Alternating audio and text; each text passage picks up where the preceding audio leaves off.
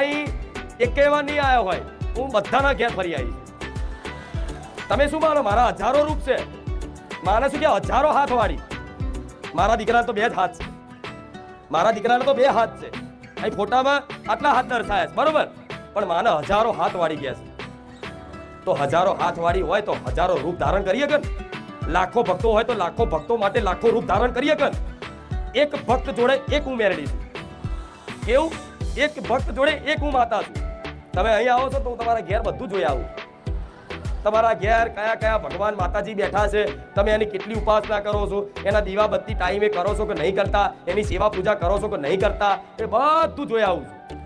અને તમામ તમારા જેટલા દેવી દેવતાઓ, જેટલી તમારી પર કૃપા છે, જેને તમે માનો છો દિલથી, એ તમારી જોડે તમારા દેવી દેવતાઓનો વાસ છે.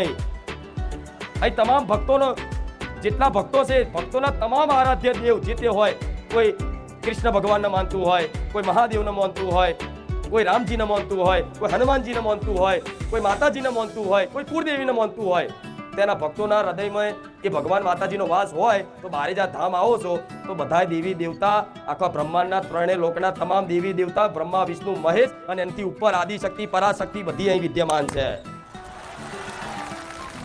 હા, શું ખોટું? હા, તો તમે મારી છત્રછાયા બેઠા છો.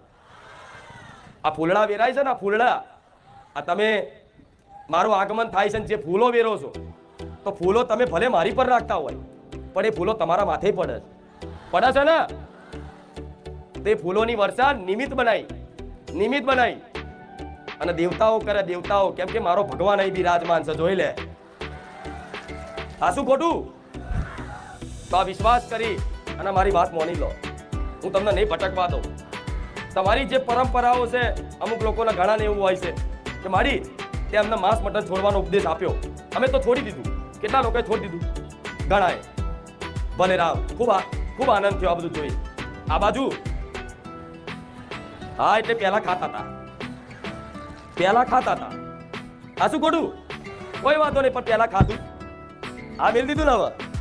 હા, લગતા નહીં તો પહેલા તો અઠવાડિયે કોઈક મહેમાન આવ્યું નહીં અને મહેમાનના બાને કે આપણે મળી જશે, બનાવો. અને તમારા મહેમાન એવા પાસે ઘડી આવે, અહીં રહી નેકરા હોય તો કે લે હાલો, આ તો ખબર કાઢવાની ખાવા આવ્યા છો.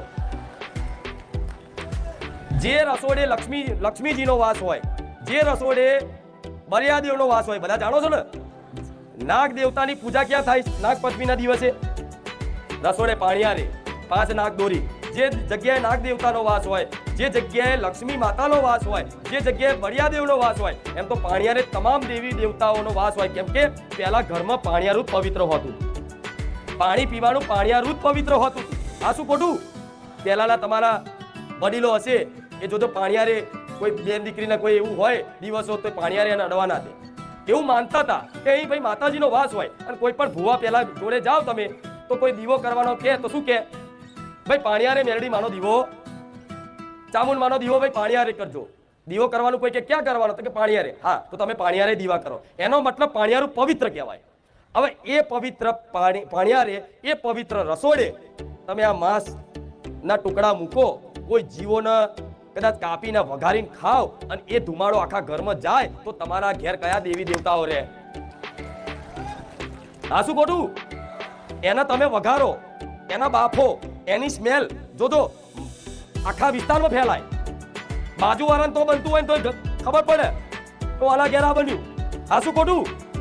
તો જો બાજુવાળાને છે કે એની ગંધ આવતી હોય તો એવી વસ્તુ તમે ઘેર પોતાના તપેલામાં મસાલો નાખીને વઘાર કરી અને ધુમાડો આખા ઘરમાં બધી જગ્યાએ ફેલાવો તો તમારા ઘેર કુળદેવી રે, ચામુંડા રે, મહાકાળી રે, આશાપુરા રે, કોડિયાર રે, શક્તિ રે, હિંગળાજ રે, હરસિદ્ધિ રે, ના રે ને? રામચંદ્ર ભગવાન રે, મહાદેવ રે, ગણપતિ દાદા રે, દેવી દેવતાઓ જતા રહે. ભાઈ તમારું ઘર નર્ક જેવું થાય ને, પછી એ ઘરમાં કકરાટ, કંકાસ, રાક્ષસો વૃત્તિ. જ્યાં દેવનો વાસ ના હોય ત્યાં દાનવોનો વાસ આપે રૂપે થઈ જાય ને. પછી એ ઘરમાં, એ મકાનમાં બધાનો સ્વભાવ દાનવો જેવો થઈ જાય, રાક્ષસ જેવો. દારૂ પીને આવવાનું, મારઝૂડ કરવાનું, રિમોટ તોડી નાખવાના, ખુરશીઓ તોડી નાખવાની, મોબાઈલ તોડી નાખવાના, બધું મને ખબર છે. આ શું ખોટું? હા, નાનો જો ને બાપ દીકરો હોય તોય લડે, પતિ પત્ની હોય તોય લડે, સાસુ સસરા લડે, બધા બાજુવાળા જોડે લડે, સગાવાળા જોડે લડે, બધી જગ્યાએ લડ. અને તમારું ઘર નરક જેવું થઈ જાય, કોઈ તમારા ઘેર મહેમાન આવવા તૈયાર ના થાય. આ શું ખોટું? તમારા ઘેર કોઈ મહેમાન આવવા તૈયાર નહીં થતા તો અતિથિને દેવ સ્વરૂપ માનવામાં આવે છે. અતિથિ દેવો ભવ, તો એ મહેમાન ભગવાનનું સ્વરૂપ માનવામાં આવે છે, એવું કે ને? તો જોજો એવા ઘેર જો કકરાટ કંકાટ ઝઘડા થતા ને એવા ઘેર કોઈ મહેમાન નહીં ટકે.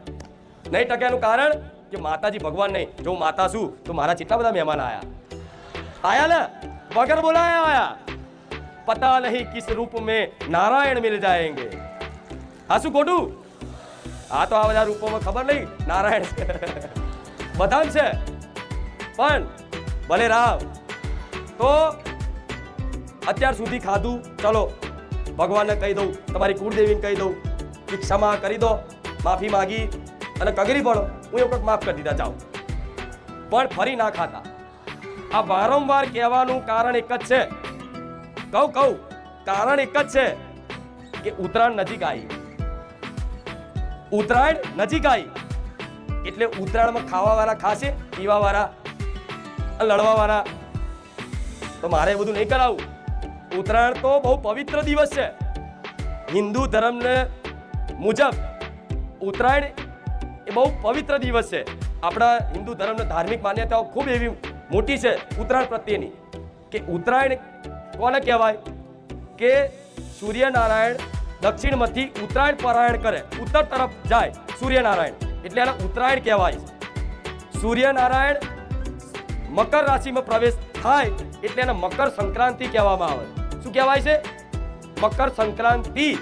મતલબ સૂર્યદેવ મકર રાશિમાં પ્રવેશ કરે એટલે એનું નામ મકર સંક્રાંતિ કહેવાય. અને ઉત્તરાયણ એટલે કહેવામાં આવે છે કે સૂર્યદેવ દક્ષિણ તરફથી ઉત્તર તરફ પરાયણ કરે, મતલબ ઉત્તર તરફ જાય, ઉત્તર દિશામાં જાય, એટલે એને ઉત્તરાયણ કહેવાય છે. આ દિવસે ભીષ્મ પિતાજીએ દેહ ત્યાગ કર્યો હતો મહાભારતમાં, ખબર છે ને?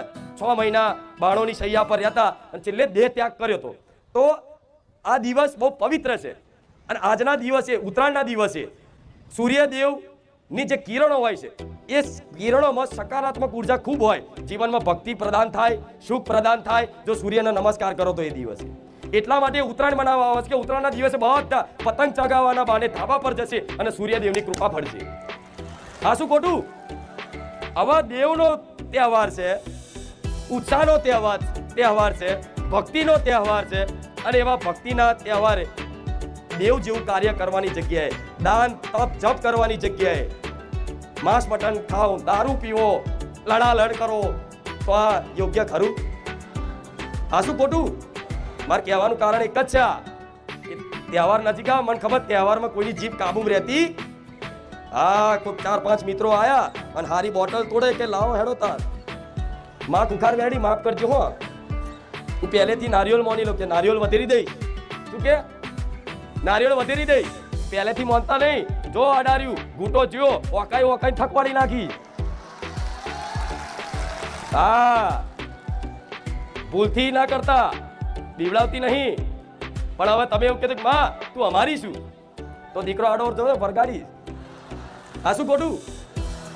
એ દિવસે તમે પતંગ ચગાવો, ધાબા પર ગીતો વગાડો, કોઈ વાતો નહીં, પણ એ દિવસે ભજન વગાડો, રામ નામનું કોઈ ભજન હોય, કોઈ માતાજીની આરતી સ્તુતિ હોય, કોઈ માતાજીના છંદ ગરબા હોય, તમને જે પ્રિય લાગે ધાર્મિક ગીતો વગાડો, કોઈ વાંધો નહીં. આડાદાર તો ડિસ્કા ડિસ્કી બધું વગાડો. અને ના નહીં પાડતી કે ના વગાડશો, વગાડો, પણ સાંજ પડે, સંધ્યાકાળ થાય એટલે તમામ મારા ભક્તોને મારું નિવેદન છે કે સાંજના સમયે એક રામધૂન 100% લગાવજો.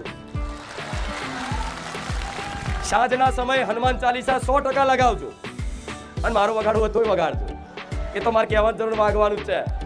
આ શું ખોટું? પણ ઉત્તરાયણના દિવસે દાન, જેમ હમણાં કીધું ને કે તમે રામનું નામનું જપ કરતા હોય તો તમે તમારા ઘેર હોય કે બહાર તમે એ નામ જપ કરો, 1000 વખત રામ રામ રામ રામ જપ કર્યું, અને એ જપ કોઈ ધામમાં આવી, બારેજા ધામ આવી કે કોઈ પણ ધામે આવી અને રામનું નામ જપ કરો તો અહીં એક વખત બોલેલું રામ 1000 વખત ગણાય, બરોબર ને? તો એવી રીતે ઉત્તરાયણ નો દિવસ એ દાન માટે ખૂબ મહત્વનો દિવસ છે. કોઈ તલ, ગોળ, શેરડી, બધું લાડુ ને બધું બનાવશે ને, અને એ દિવસે કહેવાય છે ગાયને દાન કરવાથી વિશેષ ફળ પ્રદાન. તો એ દિવસે તમે બનાવજો ઘેર, તમારે જે બનાવવું હોય બધું, પણ પહેલું દાન ગાય માટે કરજો. કરશો ને? રોજ કરો છો એ બરોબર છે, પણ એ દિવસ કરશો તો 1000 ગણું દાન ફળશે, કેમ કે વિશેષ દિવસ છે. હિન્દુ ધર્મના શાસ્ત્રો અનુસાર એ વિશેષ દિવસ છે કે એ દિવસ દાન કરવાથી કદાચ 1 રોટલી ખવડાવવાથી 1000 રોટલીનું ફળ મળે.